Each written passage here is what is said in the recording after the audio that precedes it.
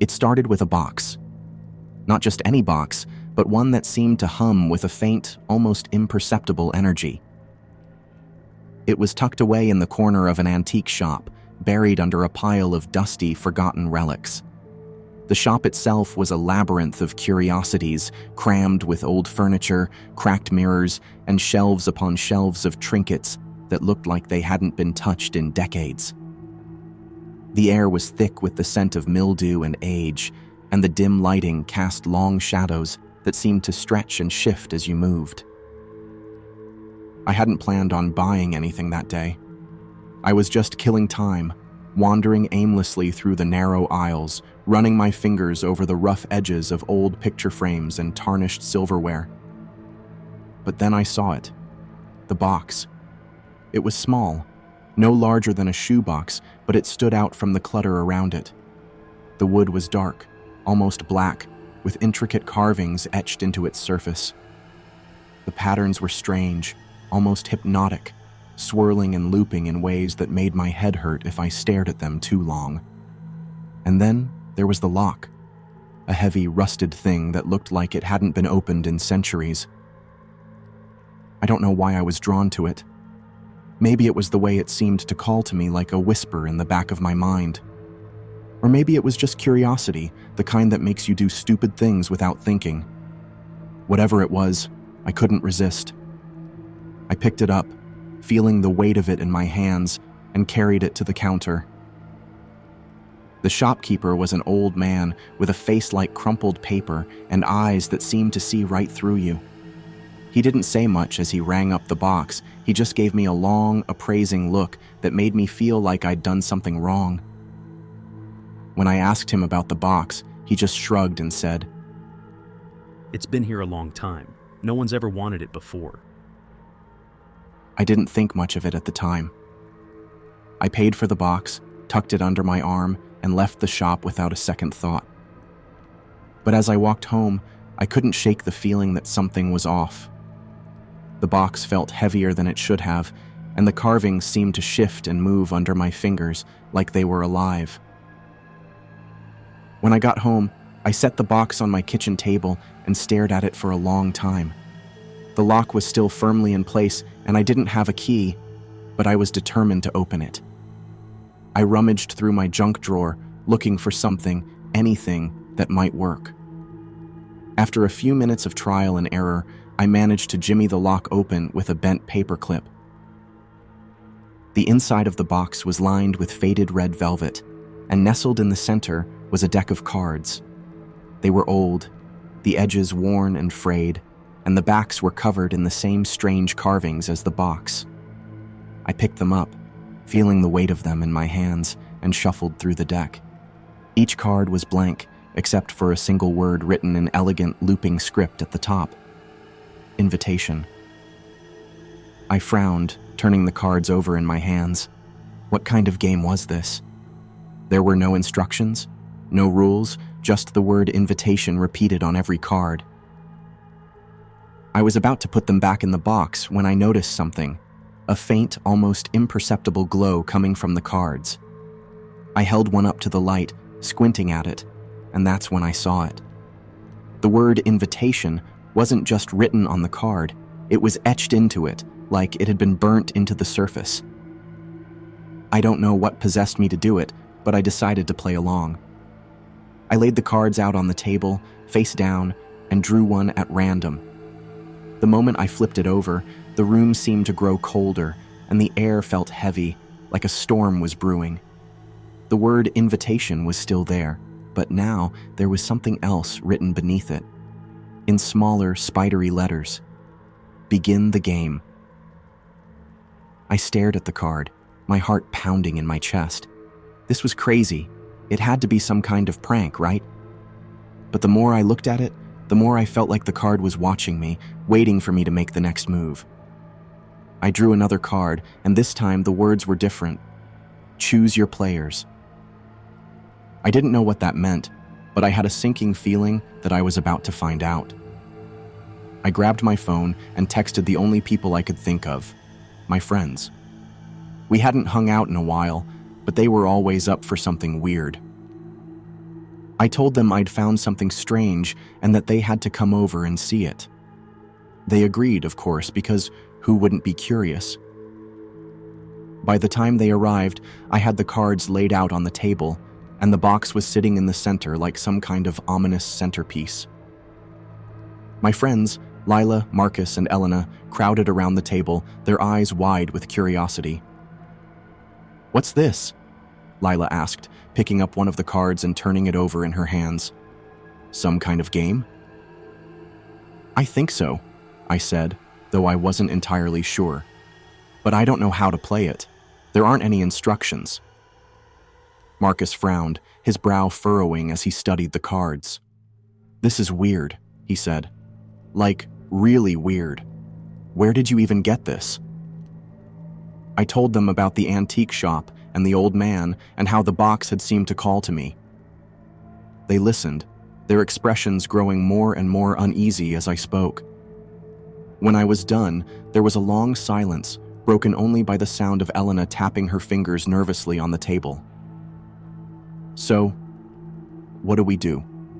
she asked finally. I didn't have an answer. I didn't know what to do. But the cards were there, and the box was there, and the word invitation was staring up at us from the table, daring us to take the next step. "We play," I said, though the words felt heavy in my mouth. "We play the game." The room was silent, save for the faint hum of the overhead light and the occasional creak of the old wooden floorboards. My friends and I sat around the table, staring at the cards laid out before us. The air felt charged, like the moment before a lightning strike, and I could feel the weight of the box pressing down on all of us, even though it was just sitting there, innocently, in the center of the table. "All right," Marcus said, breaking the silence. He leaned forward, his elbows resting on the table, and picked up one of the cards. "If we're going to do this, let's at least try to figure out how it works. What's the goal? How do we win?" I shook my head. "I don't know. There's no rule book, no instructions. Just this." I gestured to the cards, their blank faces staring up at us like empty eyes. Lila reached out and drew a card, flipping it over with a flick of her wrist. The word invitation was still there, but now, beneath it, new words had appeared. "The game begins when the first card is drawn. Follow the instructions. Do not resist." We all stared at the card, the words sinking in like a cold weight in my chest. Lila's hand trembled slightly as she set the card back down on the table. "Okay," Elena said, her voice shaky. "So, we just draw cards and do what they say? That's it?" "I guess," I said, though I wasn't sure. The whole thing felt off, like we were stepping into something we didn't fully understand. But at the same time, there was a strange pull, a curiosity that I couldn't ignore. I wanted to know what would happen next. Marcus was the first to take the plunge. He reached out and drew a card, flipping it over with a dramatic flourish. The word invitation was there, as always, but beneath it, new words had appeared. "Public task. Speak in rhymes for the next 5 minutes. Failure to comply will result in a penalty." Marcus blinked at the card, then looked up at us, a smirk tugging at the corner of his mouth. "Well, that's easy enough," he said, his voice taking on a sing-song quality. "I'll just talk like this. It's really no big deal. A little rhyme, a little time, and soon I'll have my meal." We all burst out laughing, the tension in the room breaking for just a moment. Marcus kept going, his rhymes getting sillier and more absurd as the minutes ticked by. It was ridiculous, but it was also kind of fun. For a moment, I almost forgot how strange the whole situation was. But then, the timer on Marcus's phone went off, signaling the end of the 5 minutes, and the mood shifted again. The laughter died down, and we all looked at each other, waiting to see what would happen next. Nothing did. "Well," Marcus said, setting the card back down on the table, "that was, Weird, but not exactly terrifying. What's next? Lila was the next to draw a card. She flipped it over, her eyes scanning the words that appeared beneath invitation. Secret task. Steal an item from the person to your left without them noticing. You have 3 minutes. Lila's eyes flicked to Elena, who was sitting to her left. Elena, oblivious, was busy scrolling through her phone, her brow furrowed in concentration. Lila hesitated for a moment, then reached over and plucked Elena's phone out of her hand, slipping it into her pocket with a quick, practiced motion. Elena didn't notice. We all held our breath, waiting for something to happen. But again, nothing did. Lila set the card back down on the table, her expression a mix of relief and confusion. "Okay," she said.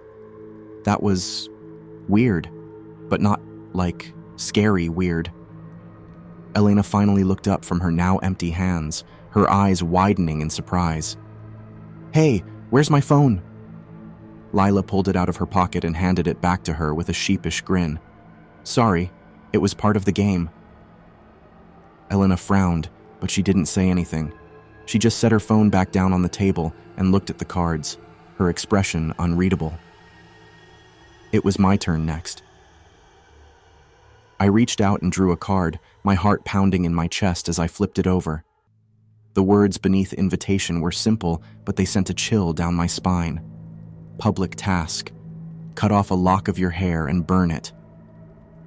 I stared at the card, my mind racing. This was different. The other tasks had been strange, but this one felt darker, more personal. I looked up at my friends, their faces a mix of curiosity and concern. "What does it say?" Lila asked, her voice barely above a whisper. I read the card out loud, my voice trembling slightly. There was a long silence as the words hung in the air, heavy and ominous. "You're not actually going to do that, are you?" Elena asked, her eyes wide with disbelief. I didn't answer. I just reached into the junk drawer and pulled out a pair of scissors. My hands were shaking as I grabbed a lock of my hair and snipped it off, the sound of the scissors cutting through the silence like a gunshot. I held the lock of hair in my hand for a moment, staring at it, before grabbing a lighter from the drawer and setting it on fire. The smell of burning hair filled the room, acrid and sharp, and I felt a wave of nausea wash over me as I watched the lock of hair curl and blacken, turning to ash in my hand.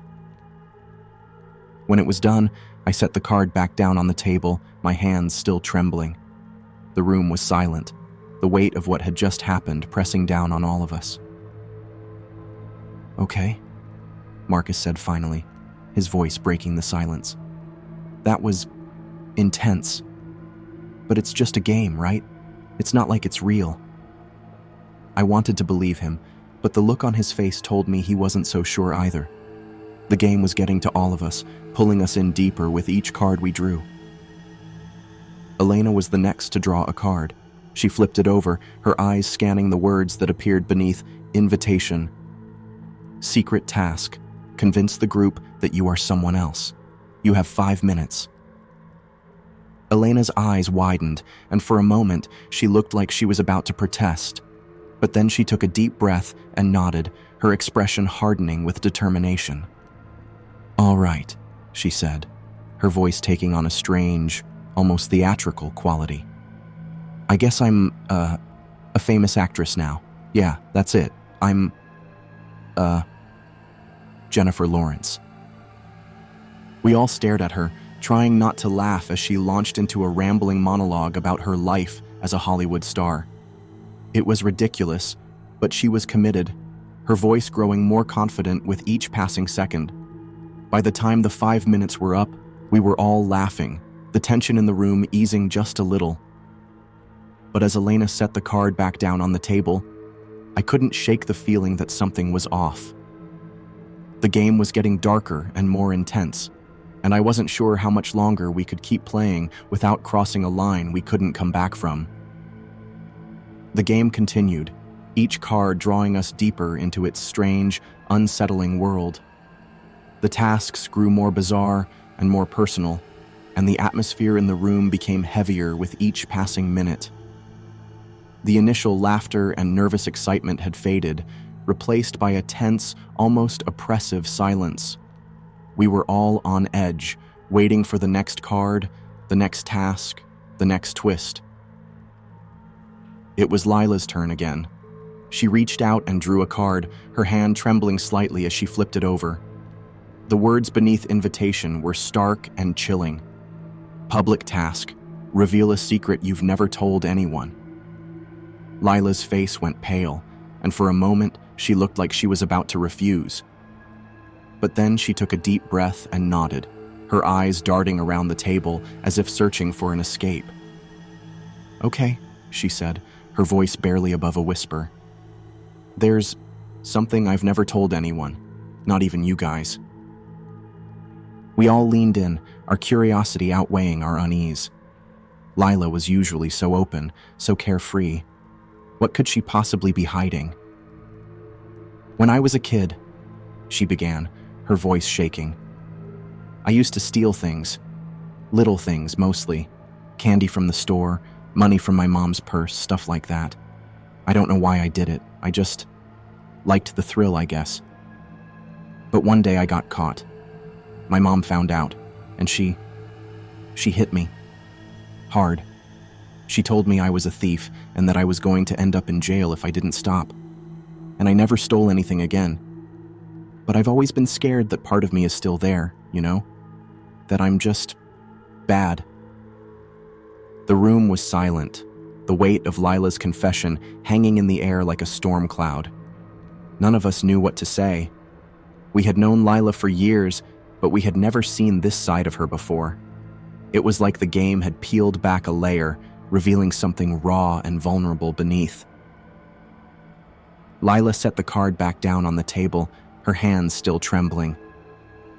"I guess that's it," she said, her voice barely audible. Marcus was the next to draw a card. He flipped it over, his eyes scanning the words that appeared beneath invitation. "Secret task. Make someone in the group cry. You have 10 minutes." Marcus's face went pale, and he looked up at us, his expression a mix of horror and disbelief. I can't do that," he said, his voice shaking. "I can't." But the game didn't care about his protests. The card was clear, and the rules were absolute. Marcus hesitated for a moment, then turned to Elena, his eyes filled with guilt. "Elena," he said, his voice soft but firm. I need to tell you something. Something I've been keeping from you." Elena's eyes widened, and she leaned forward, her expression a mix of curiosity and fear. "What is it?" she asked, her voice trembling. Marcus took a deep breath, his hands clenched into fists on the table. I kissed Lila last week at that party. I didn't mean to. It just happened, and I've been feeling so guilty about it ever since. I didn't know how to tell you." The room went dead silent.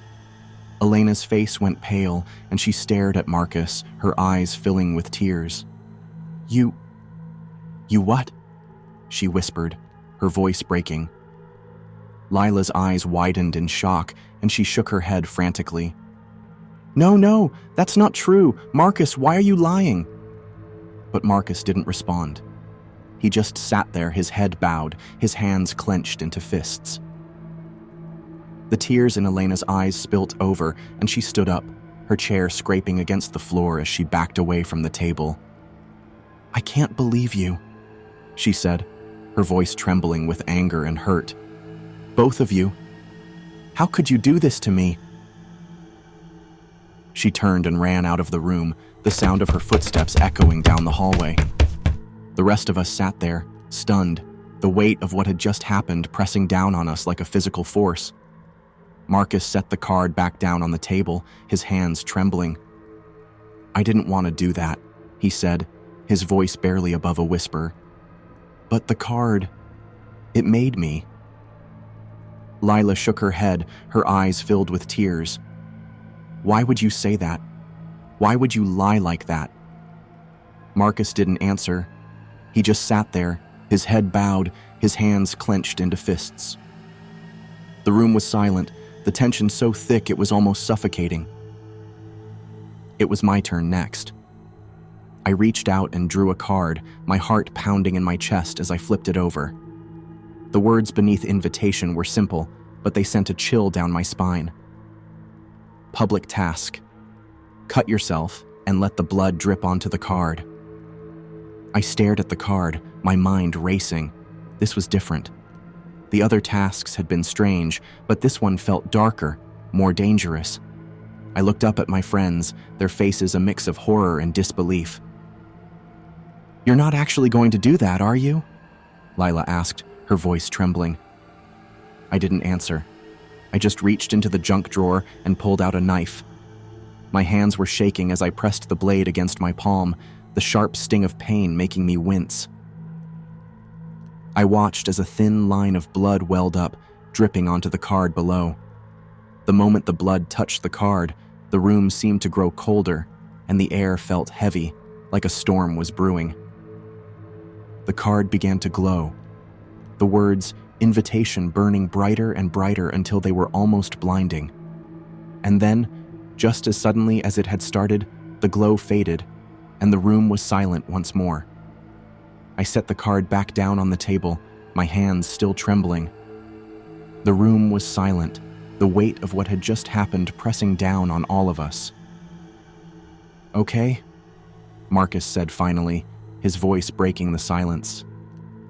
"This is getting really weird, like really, really weird. Maybe we should stop." But even as he said it, I could see the doubt in his eyes. The game had a hold on us, and none of us were sure if we could or even wanted to stop. The game had taken on a life of its own, its grip tightening with each card drawn and each task completed. The air in the room was thick with tension, the kind that makes your skin crawl and your breath come in shallow, uneven gasps. We were all on edge, our nerves frayed, but none of us could bring ourselves to stop. The game had become something more than just a game. It was a force, a presence, and it wasn't going to let us go easily. Elena hadn't returned after Marcus's confession. She had stormed out of the room, her footsteps echoing down the hallway, and none of us had the courage to go after her. We sat in silence, the weight of what had just happened pressing down on us like a physical force. Marcus looked like he was about to be sick, his face pale and his hands trembling as he stared at the table. Lila was crying quietly, her shoulders shaking as she tried to hold back sobs. I felt numb, my mind racing as I tried to make sense of everything that had happened. But the game wasn't done with us. It was Lila's turn again. She hesitated, her hand hovering over the deck of cards, before finally drawing one. She flipped it over, her eyes scanning the words that appeared beneath invitation. Secret task. Break something valuable to the person to your right. You have 5 minutes. Lila's eyes flicked to Marcus, who was sitting to her right. He was still staring at the table, his expression blank, but I could see the tension in his shoulders, the way his hands clenched into fists. Lila hesitated for a moment, then stood up and walked over to the shelf where Marcus kept his most prized possession, a vintage vinyl record player that had belonged to his grandfather. "Lila, no," Marcus said, his voice barely above a whisper. But it was too late.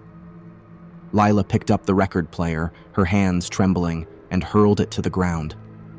The sound of shattering glass and splintering wood filled the room, and Marcus let out a strangled cry, his face contorted with pain and anger.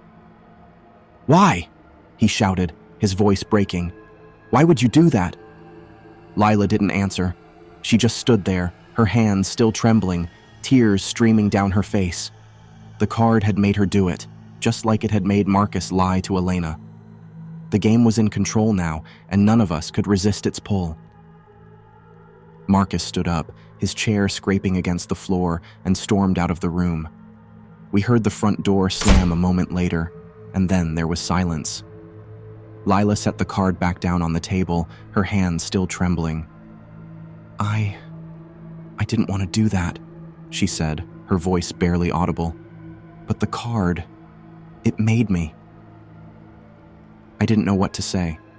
The game was tearing us apart piece by piece, and there was nothing any of us could do to stop it. It was my turn next. I reached out and drew a card, my heart pounding in my chest as I flipped it over. The words beneath invitation were simple, but they sent a chill down my spine. Public task. Lock yourself in a closet for 10 minutes. Do not make a sound. I stared at the card, my mind racing. This was different. The other tasks had been strange, but this one felt darker, more claustrophobic.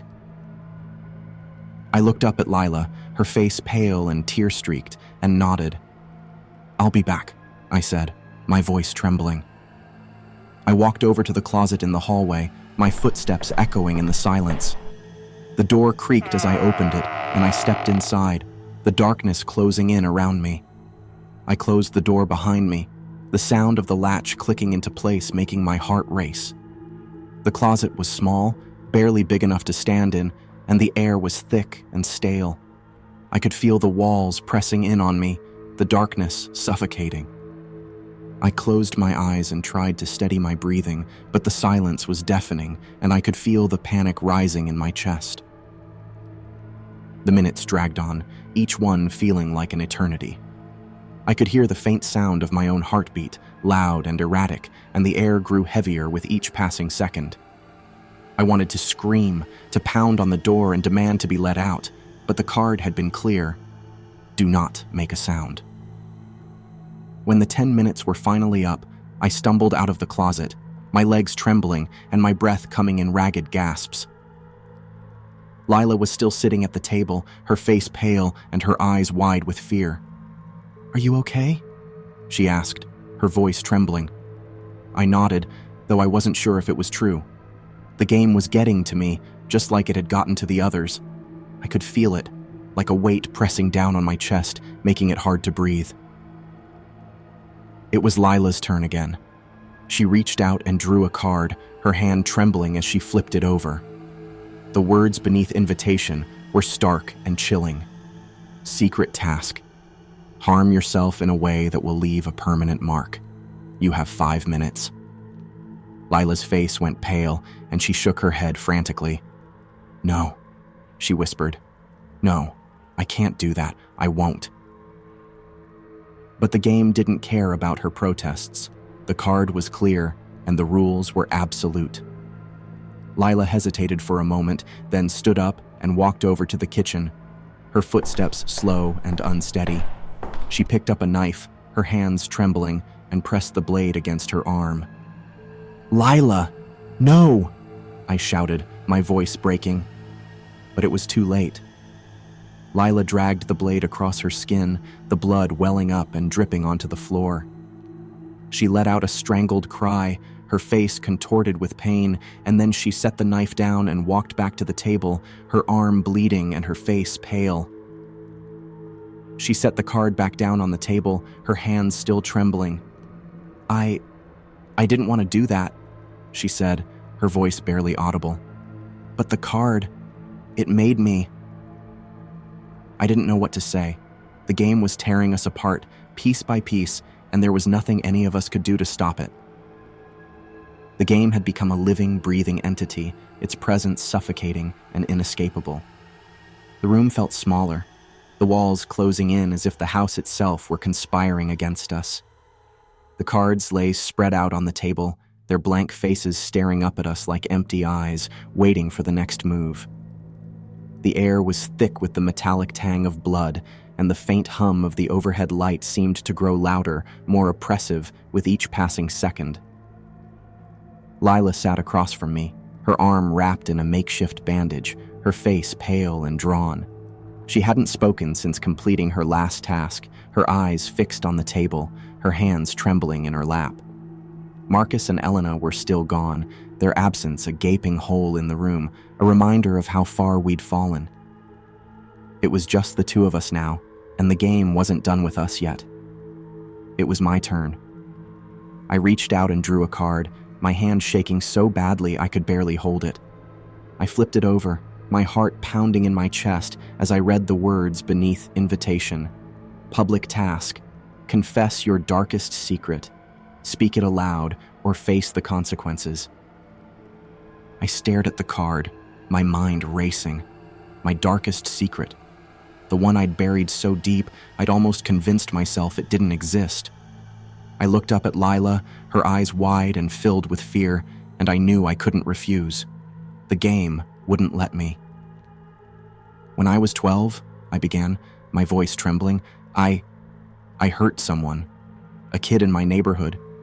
He was younger than me, and he used to follow me around, always trying to be my friend. I hated him. I don't know why, but I did. One day, I pushed him, hard. He fell and hit his head on the pavement. There was so much blood. I thought I'd killed him. Lila's eyes widened, and she shook her head, her lips parting as if to speak, but no words came out. He survived, I continued, my voice breaking. But he was never the same after that. He had brain damage and he couldn't talk or walk properly. His family moved away and I never saw him again. I never told anyone, not even my parents. I just pretended it never happened. The room was silent, the weight of my confession hanging in the air like a storm cloud. Lila stared at me, her face pale and her eyes filled with a mixture of horror and pity. I set the card back down on the table, my hands still trembling, and waited for the game to continue. It was Lila's turn. She reached out and drew a card, her hand shaking as she flipped it over. The words beneath invitation were stark and chilling. Secret task, end the game. Destroy the box. You have 5 minutes. Lila's eyes widened, and she looked up at me, her expression a mix of fear and determination. "This is it," she said, her voice trembling. "This is how we stop it." I nodded, my heart pounding in my chest. The game had brought us to the brink of destruction, but maybe, just maybe, this was our way out. Lila stood up, her movements slow and unsteady, and walked over to the box. She picked it up, her hands trembling, and carried it to the fireplace. "Do it," I said, my voice barely above a whisper. Lila hesitated for a moment, then threw the box into the fire. The flames roared to life, consuming the box in seconds, the carvings on its surface blackening and curling as the wood burnt. The cards followed, their edges catching fire and turning to ash, the word invitation disappearing in a puff of smoke. For a moment, there was silence. The room felt lighter, the oppressive weight of the game lifting as the flames consumed the last remnants of the box and the cards. Lila and I stood there, staring into the fire, our breaths coming in shallow, uneven gasps. But then the fire began to die down, the flames flickering and fading until there was nothing left but a pile of ash. And in the center of that ash, untouched by the flames, was the box. It was impossible. The box had been destroyed, reduced to nothing but ash, and yet there it was, sitting in the fireplace as if it had never been touched. The carvings on its surface were as intricate as ever, the lock still firmly in place. Lila let out a strangled cry, her hands flying to her mouth as she stumbled back from the fireplace. "No," she whispered, her voice trembling. "No, no, no." I felt a cold wave of dread wash over me as I stared at the box. The game wasn't done with us. It would never be done with us. The box began to hum, a low, resonant sound that seemed to vibrate through the room, through my bones. The cards reappeared, materializing out of thin air and landing on the table with a soft thud. The word invitation glowed faintly, the letters burning brighter and brighter until they were almost blinding. And then, just as suddenly as it had started, the glow faded, and the room was silent once more. Lila and I stood there, staring at the box and the cards, our breaths coming in shallow, uneven gasps. The game had won. It had always been in control, and there was nothing we could do to stop it. "What do we do now?" Lila asked, her voice trembling. I didn't have an answer. The game was still there, waiting for us to make the next move. And I knew deep down that we would. We had no choice.